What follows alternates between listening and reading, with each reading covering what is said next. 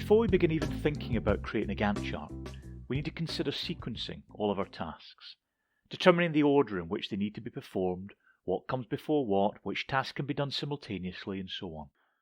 We do this separately before we create the schedule, because even for a very simple project of, say, only 30 tasks, if we went straight to the Gantt and listed things vertically, I guarantee we'd miss out some dependencies and our plan would end up wrong. So first, we create a network diagram. Now this is a very simple device. Don't give it any more credit than it's due. Whereas the work breakdown structure was all about identifying tasks with no consideration for sequence, the network diagram is simply a method of determining the theoretical order in which tasks can be performed. I don't worry about duration to begin with, and I definitely don't think about resources at this stage, only order. For example, I'm always going to have to paint the fence before the paint can dry. It doesn't matter if it's me or if it's a team of 10 people painting. The order is always going to be the same, so we define this order first. Let's walk through the process using the very, very simple example of building a wall. And I'm not going to apologise for this simplicity, because if you get the rules for the simple ones, the complex ones will take care of themselves. Firstly, we take all of our bottom level tasks from a work breakdown structure. A network diagram always starts with a black diamond and it always ends with a black diamond. And you might recognise these as milestones. In this case, start and end.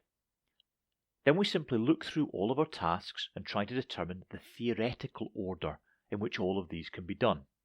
So I look for tasks that have no dependencies on other tasks. What can, in theory, begin immediately?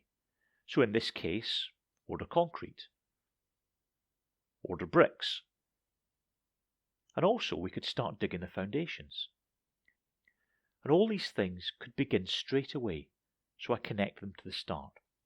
Now in real life, rather than electronically, we'd normally do this on a wall or a whiteboard moving around post-it notes. Next, I start looking at nouns and verbs. To pour concrete, I need to have concrete, so it must come after order, but I also need somewhere to pour it. So also I have to dig foundations. So pour concrete is dependent on two tasks. Setting concrete for the foundations is a passive task, but can only happen after the concrete's been poured. And to build the wall, I'm going to build it on top of my solid set foundations, and I'll also need the bricks. Then this part of the project's finished, so I connect to the ending milestone. And that's how you create a network diagram. Now, clearly, it's pretty easy for only 6 tasks. But if you have even a simple project with 20 or 30, it's pretty difficult to ensure that you have all the tasks joined up correctly if you don't use this method. Next, what we need to do is figure out how long the whole project is going to take. So I've estimated some durations in days for each task. And now we need to perform something called critical path analysis.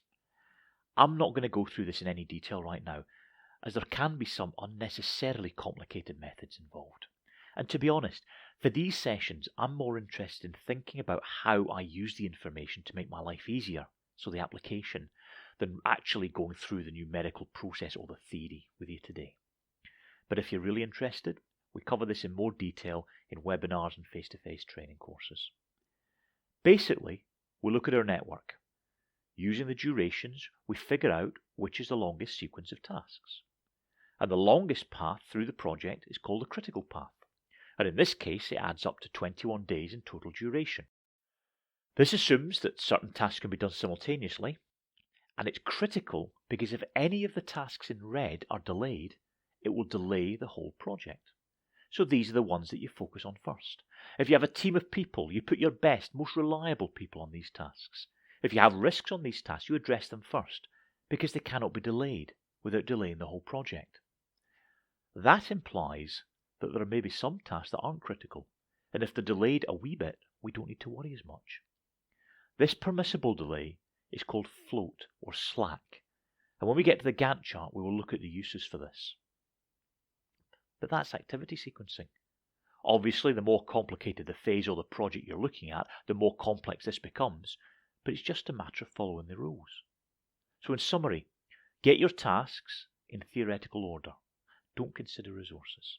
Identify the critical path and focus on those tasks. But also recognize that where you have slack, there's maybe a little bit more wriggle room.